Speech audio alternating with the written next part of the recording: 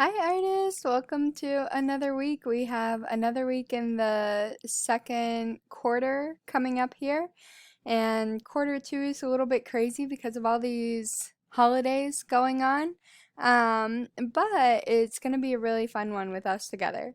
And so, as we start the quarter, we're starting off with some things that are new, some things that are different. We have our artist spotlight this week is an Austrian artist named Gustav Klimt.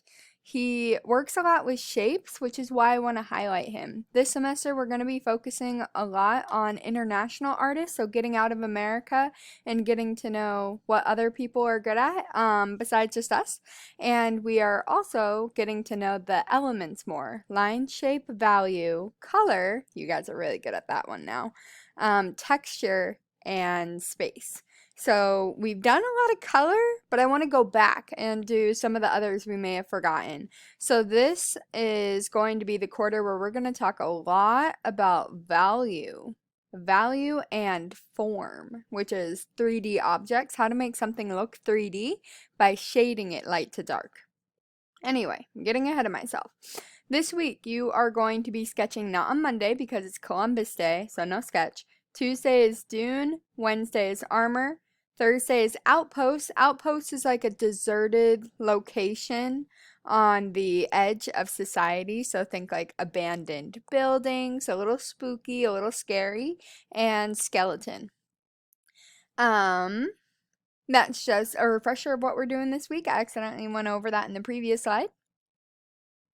This is, if you're new to Art 1, welcome! Here's a example of how to do a Freaky Friday, which happens every single Friday, and the artist spotlight of the week a little bit more in detail. This week for our actual art progress or our actual art project here together, we are going to be doing a t-shirt competition. And so this week we're going to be creating 3 different t-shirts, one for the art department, one for the music department, one for the theater department. And these are the requirements. When you're an artist and you work for a logo or you work to make a t-shirt, your client will give you a lot of different requirements that you have to do. You can't just make a cool shirt. So we want to be professional designers. In this case, we're working towards ALA, or the music department and theater department, being our client. So our clients have requested we must have the ALA logo. That's the triangle and long L one. We must incorporate warriors, name of the program. So if you're creating a shirt for music, the music department, and design representing the program. So some kind of picture that reminds you of what the department is all about. So if it's music, you could do music notes, a guitar, a trumpet, a violin, a microphone, so on and so forth. The design is neat and not too busy. Front of the shirt only. You are not allowed to design both sides of the shirt. You cannot include 2020 or ironwood in case we want to keep on to these shirts for next year's sales. And we want a shirt that you would genuinely want to wear. So don't think of what Mrs. Williams wants to see or what Miss Mock wants to see or Mr. Nelson, the music teacher, wants to see or Miss Howe wants to see. It was something you, as a student, would want to see. You know what's popular. You know what looks cool nowadays, and we need your help. So Tuesday, not Monday. I know it'll say Monday. I'm going to change this.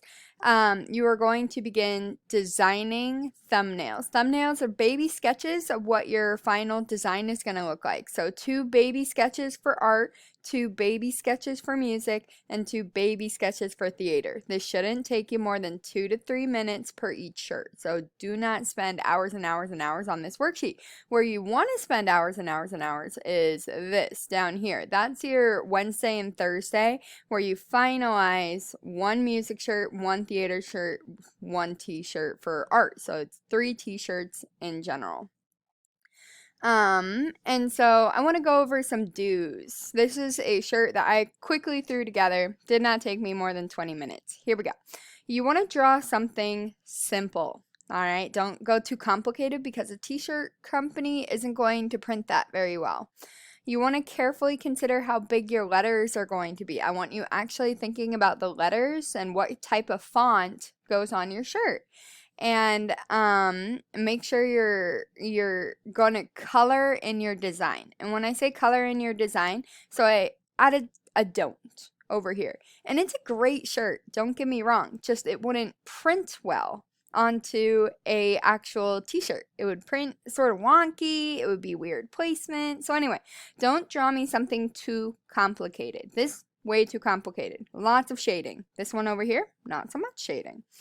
Do not scribble your letters. Take some time. Actually try to come up with some nice letters. If you're an online kid and you want to type out what you want to put down and then cut out your letters and glue them onto the final design, that's fine by me. But don't just scribble them in. You're better than that. That's kindergarten stuff. And remember to draw in your design, but also ink it in, which means color in the spaces that are going to be light or dark or green or red. And that means you can see here there's a lot of white space. When we vote for a t-shirt, 100% of the time, students go towards something that is more colored in than something that is not. So keep that in mind, okay? And that is it for this week. Hopefully you know what you're doing. In case I ask this as a bonus quiz question, here is my earrings of the week. We have some cute little candy corns. Good luck, guys.